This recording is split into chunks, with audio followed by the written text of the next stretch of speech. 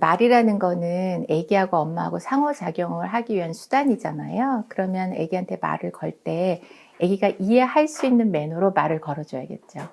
그래서 아기는 단어밖에 못 알아듣는데 계속 말을 길게 한다거나 6개월 이전엔 이 말이라는 거하고 소리를 잘 구분 못 하거든요. 그러면은 이렇게 목소리 톤으로 아 예뻐 이렇게 해줘야 되는데 뭐 굵은 목소리로 아 예뻐 한다거나 하면 말은 아 예뻐 했지만 아이한테 들려지는 거는 난 네가 싫어 이렇게 입력이 될 수도 있거든요. 그래서 아이하고의 상호작용과 또 애착관계, 신뢰관계를 위해서 굉장히 중요한 게 아이가 내가 하는 메시지를 이해할 수 있게 말을 걸어줘야 된다라는 겁니다. 우리는 이제 어른이니까 상호작용의 수단을 말로 하잖아요. 버발로 하는 거고요. 아기는 아직 말을 못 하잖아요. 그러니까 아기가 우리한테 말을 걸어요. 최소한 싫어, 좋아요라는 말을 해요. 그러니까 보통 이제 울음으로 표현한다고 하는데, 그 이제 싫을 때 아이가 우리에게 메시지를 전해주는 방법이 울음이죠. 근데 그 외에도 이렇게 눈을 크게 뜬다는 건 좋다는 거고, 아니면 이렇게 등에다 힘을 주고 목을 뒤로 한다는 건 싫다라는 거고, 손을 이렇게 벌리는 것도 싫다라는 거예요. 그러니까 아기가 보이는 작은 사인이 우리한테 메시지를 주고 있거든요. 근데 우리가 그것을 아기가 우리에게 걸어주는 말걸이라고 생각을 못했고 거기에 대한 교육이 안 돼 있기 때문에 자꾸만 애가 빨리 말을 했으면 좋겠다고 얘기하잖아요. 우리처럼. 근데 아기가 말이 트이려면은 뭐 어떤 경우에는 60개월까지 기다려야 되거든요. 그럼 60개월 동안 아기가 우리한테 해오는 말을 우리는 말이라고 인식을 안 하니까 상호작용이 안 되겠죠. 그래서 아기가 우리한테 말을 걸어올 때는 대부분 작은 눈이 커진다거나 손이 벌어진다거나 등이 제쳐진다거나 이런 몸짓으로 이제 말을 걸어오는 거고요. 우리가 주로 말을 할 때 이제 말로 많이 말을 걸게 되죠. 하지만 사실은 아기가 우리한테 말을 걸어오는 것처럼 목소리 톤이나 얼굴 변화나 우리가 입고 있는 옷이라던가 이런 시각적 자극을 통해서 우리가 전달하려는 메시지를 더 캐치하기 때문에 아기가 우리한테 말을 걸어오는 매너로 아이한테 말을 걸려는 그런 공부가 좀 필요합니다. 출생부터 2개월에는 사실 엄마 얼굴이 확실하게 보이진 않아요. 그런데 이제 갓 태어난 아기한테 실험을 했을 때 혀를 했던 얘기도 그러니까 거의 본능적으로 모방을 하려는 욕구가 있는 거죠. 그러니까 우리의 움직임을 세밀히 관찰하는 거예요. 그래서 제가 입술이 움직여지잖아요, 말을 할 때. 그래서 입술에 더 아기가 포커스를 둘 수 있도록 입술에 빨간색 립스틱을 좀 발라보세요 라고 말씀을 드리는 거거든요. 그래서 갓 태어난 아기하고 상호작용 할 때는 조금 여기다가 립스틱을 좀 발라보셔도 좋겠고, 그 다음에 그 2개월까지는 엄마 얼굴이 100% 보이진 않아요. 그래서 눈 맞춤이 그렇게 쉽지는 않거든요. 네, 아기를 보시면서 입술을 움직이시고 얼굴을 이렇게 위아래로 젓는다거나 이런 움직임이 좀 필요합니다. 3개월에서 5개월이 되면 아기가 이 시력이 엄청 빨리 발달해요. 그래서 4개월이 되면 엄마 얼굴에 있는 점도 다 봐요. 네, 그렇기 때문에 엄마 얼굴 표정이 굉장히 중요하겠죠.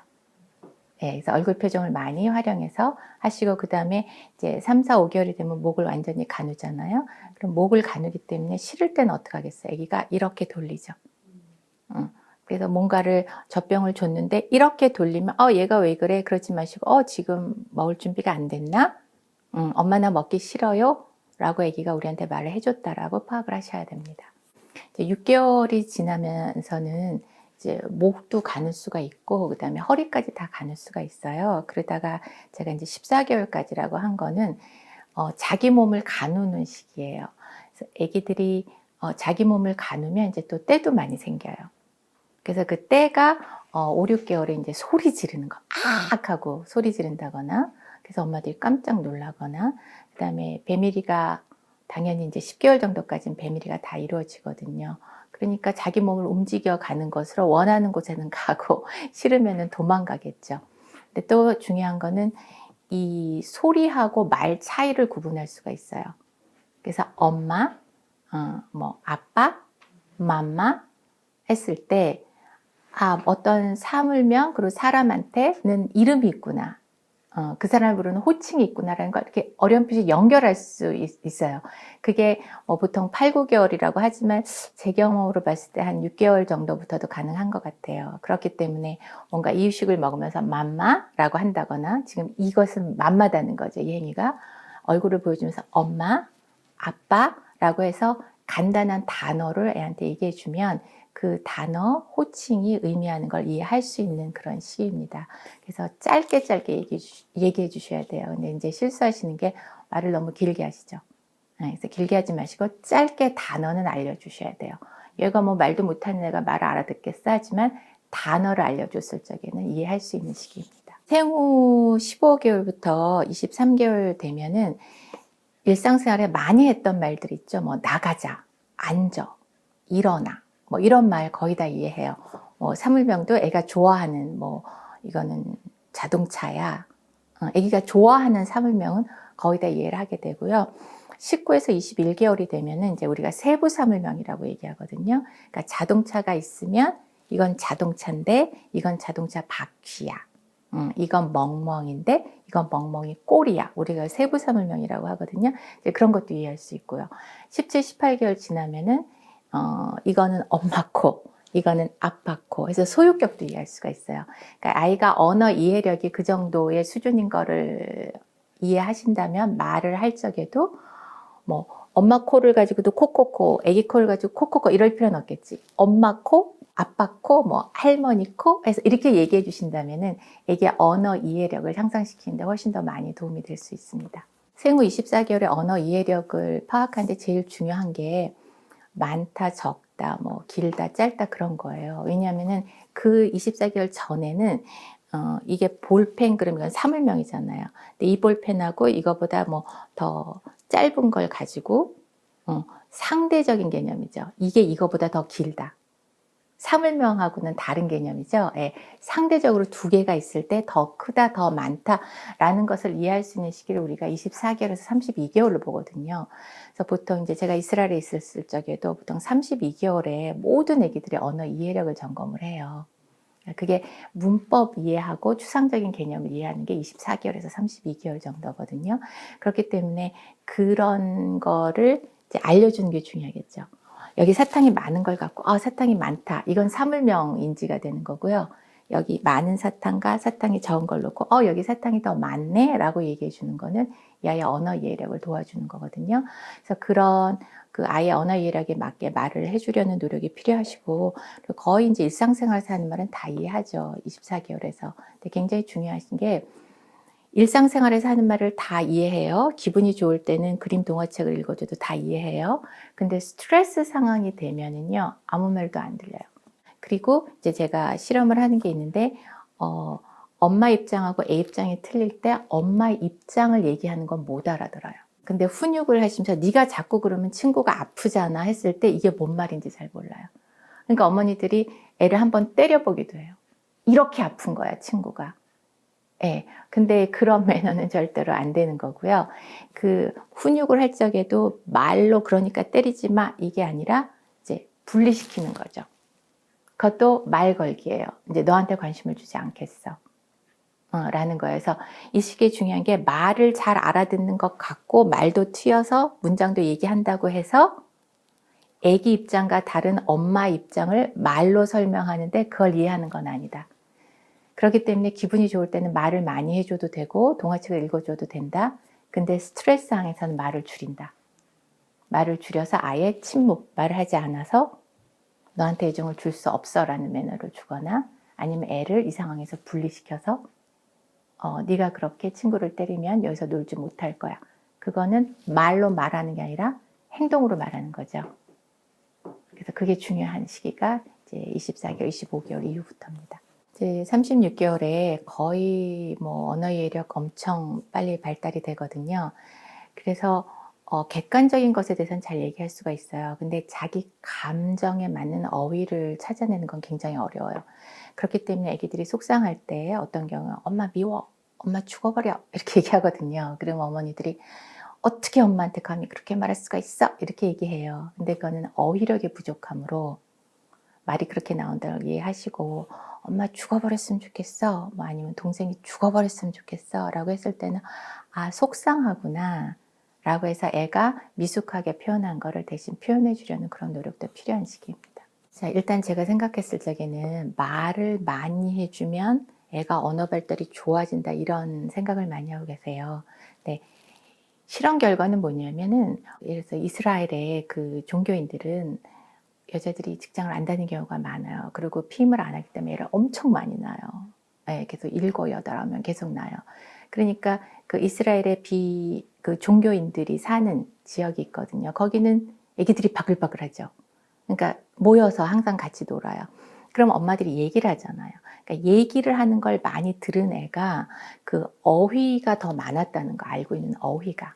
근데 우리가 영어로 얘기할 때 영어 어휘는 많은데 그 어휘력이 높다고 해서 외국 사람을 만났을 때에게 대화가 되는 건 아니잖아요.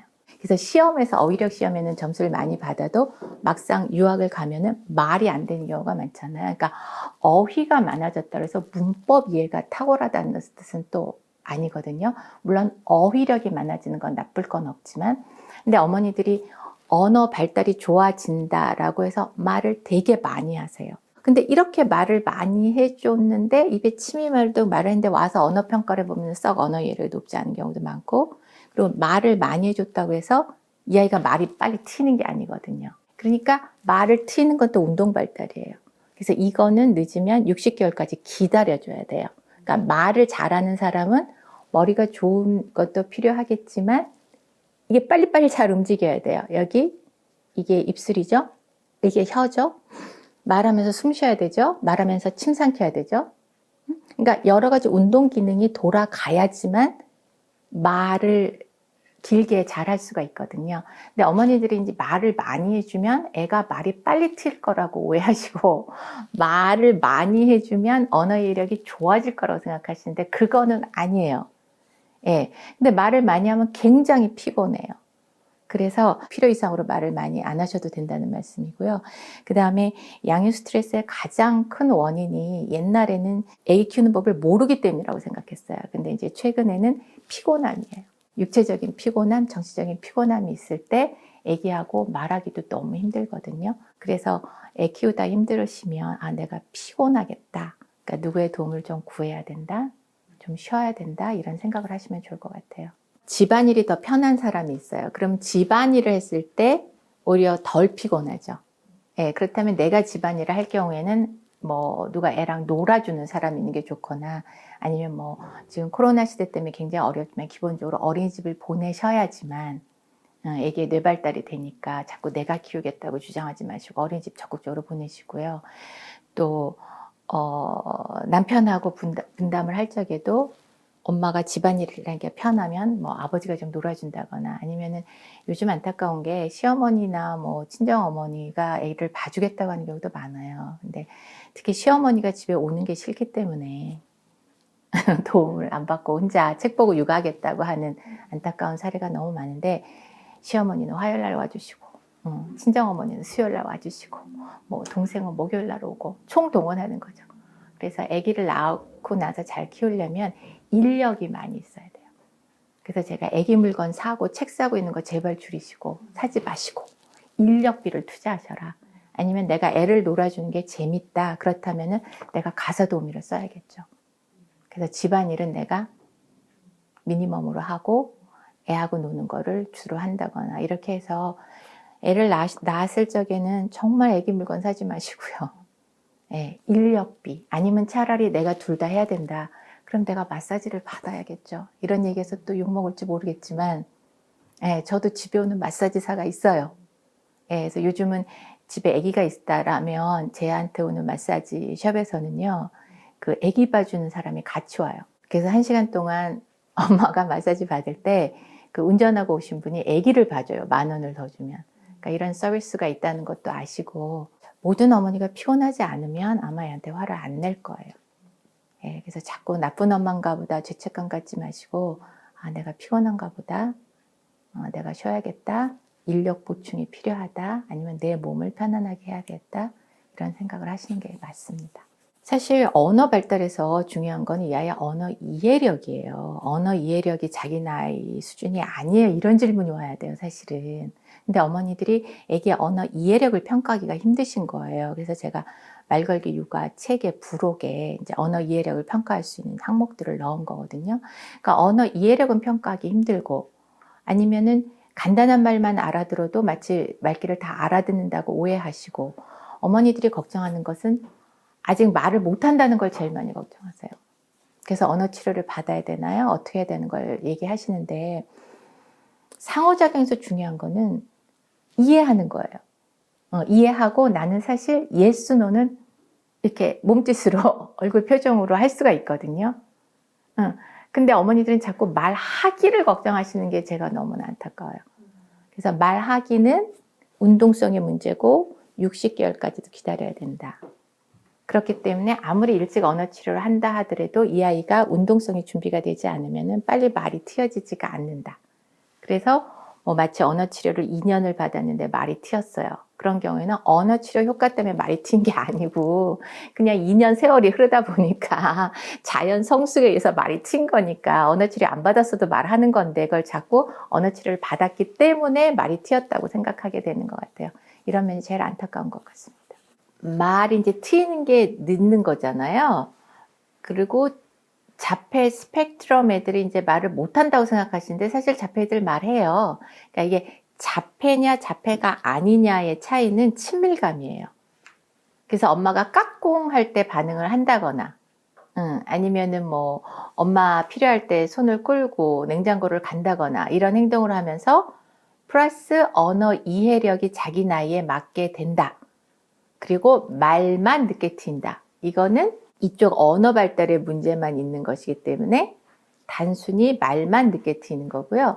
자폐 스펙트럼인 애들인 경우에는 일단 친밀감이 엄청 떨어지죠. 그래서 말만 뭐 늦게 트이고 호명 반응에 반응을 안 하고 그 이외에 뭔가 상호작용하려는 이제 의지가 없죠. 그래서 혼자 놀죠.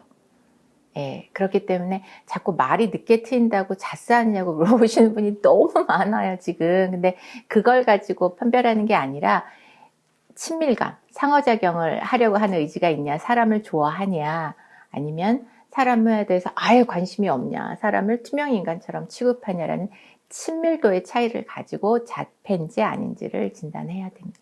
자, 아기도 우리한테 말을 걸어온다. 근데 버벌로 말을 걸어오지 못하기 때문에 눈을 크게 뜬다거나 손을 벌린다거나 이런 거나 제스처로 아기도 우리한테 말을 걸어온다. 그러므로 아기가 하는 작은 행동이 무슨 말을 하려고 하는지를 자꾸 공부해야 된다. 그래서 제 책을 조금 보세요. 거기 설명이 있으니까 그렇게 해야 된다.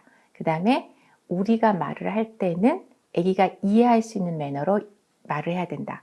근데 아기들은, 특히 24개월 이전의 아기들은 verbal, 말로 하는 말을 이해하기보다는 우리가 하는 얼굴 표정, 목소리 톤, 그 다음에 모른 척하기, 애한테서 멀어져 가기, 이런 우리의 행동으로 메시지를 더 빨리 파악한다. 그러므로 자꾸 말로만 말하려고 하지 말고 연기자처럼 얼굴 표정, 목소리 톤, 몸짓으로 아기한테 말을 걸려고 많이 노력하셔야 된다. 그래서 제가 육아는 연기력으로 도전한다라고 말씀을 드리는 겁니다.